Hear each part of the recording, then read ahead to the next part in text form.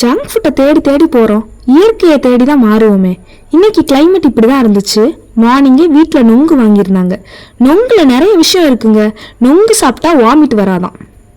ஆமாங்க, நிஜமாவே குமட்டலை கட்டுப்படுத்தும், ஹீட்டை குறைக்கும். எனக்கு ரொம்ப ஹீட் பாடி அப்படிலாம் பீட்ரு விடுவாங்க. இனிமேல் யாராச்சும் அப்படி சொன்னால் நம்ம நொங்கை ரெக்கமெண்ட் பண்ணுங்க. 7 o'clock வீட்டில் வாங்கி வச்சுருந்த நொங்கை சாப்பிட்டாச்சு. குட்டீஸும் க்யூட்டாக சாப்பிட்டாங்க. மார்னிங் பிரேக்ஃபாஸ்ட்டுக்கு கலர்ஃபுல்லாக வெஜிடபிள் இட்லிஸ், சாம்பார், கறிவேப்பிலை சட்னி, வெங்காய சட்னி.